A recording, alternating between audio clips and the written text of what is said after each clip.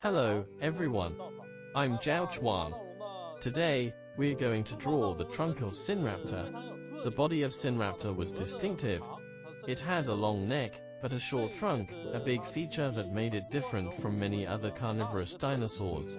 When we draw, we should pay attention to some proportions. First, the proportion of its neck to its head. Its head was basically as long as its neck. Second, the length of this section is almost the same as that of its trunk, as well as that of its pelvis. Noting proportions is a key factor in drawing. Now let's draw the trunk of Sinraptor. It had a very short trunk, which was a little longer than its neck. Let's begin with its neck. First, let's determine the length of its neck. Sinraptor's neck and head almost had the same length. We can stop here. Its trunk was not much longer than its neck. Let's draw it here. Backward were its thighs. Let's now draw its neck. On the dorsal side of its neck, we can draw a slight S shape. Its pelvis, which is behind the point I determined just now, is flat. We can first draw the shape of its pelvis with a length like this.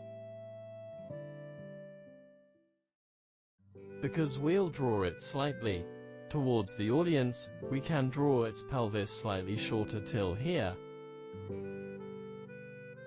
Its back was an upward arc.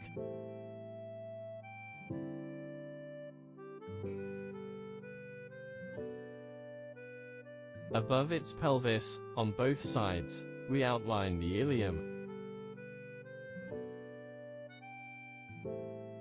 In the middle of its ilium bones, there were its sacral vertebrae.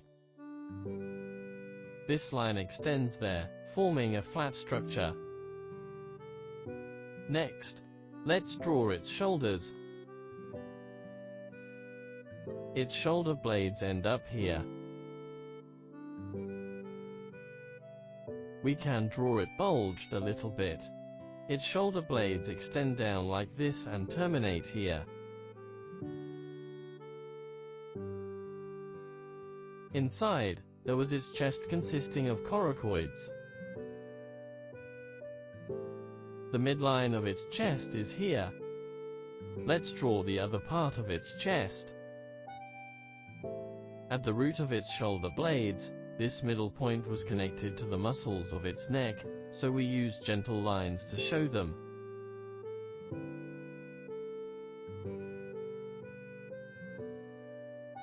The main part of its shoulder blades was on the dorsal side of its neck, where there was a triangular muscle. We can slightly show it.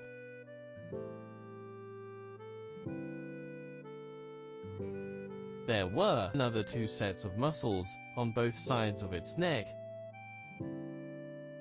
In addition to the muscles below, there was a set of thickest muscles above. The boundary between them can be gentle and relaxed.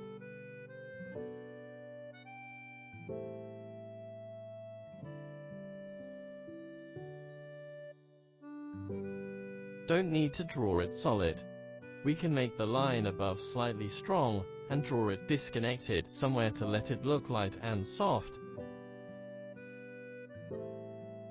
This line extends to its back, which stands for its muscles on both sides of its backbone.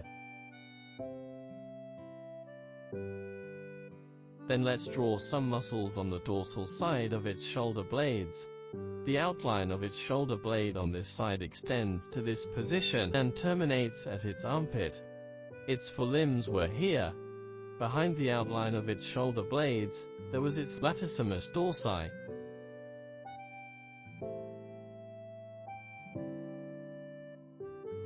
It is about here. We can draw light lines to show it on both sides. Here is the outline of its chest and ribs.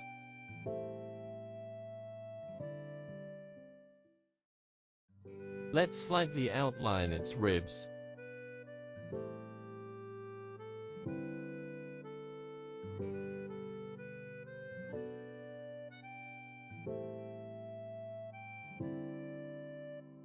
At the edge, let's slightly draw some ribs. Now, let's draw the front of its thigh, which might be connected to the sides of its trunk, and wrapped by the skin and flesh.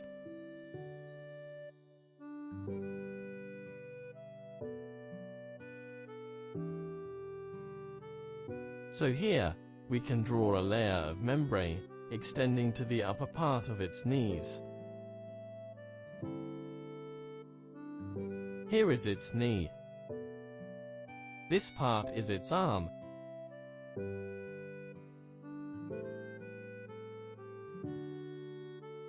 Here let's draw its belly. The lowest rear part of its belly is the position of its pubis. They were as tall as its knees. We pin down it here, and outline its belly.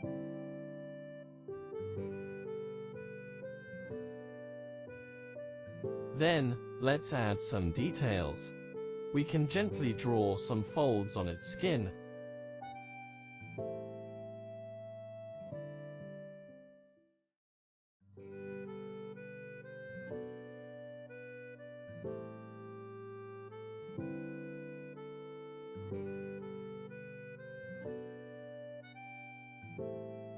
On both sides of its trunk, we can draw some spots to show the big scales on the skin.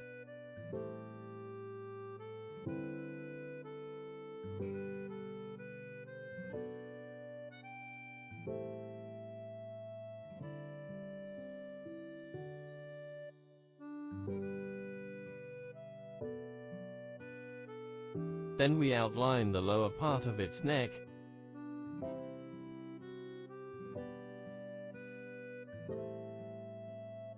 and draw a layer of membrane, extending from its cheek to its neck.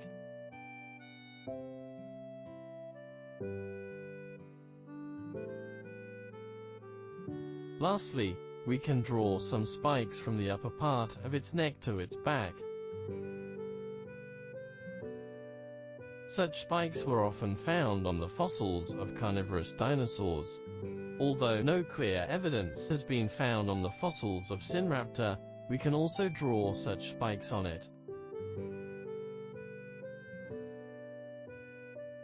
Good, like this, we've finished drawing the trunk of Sinraptor.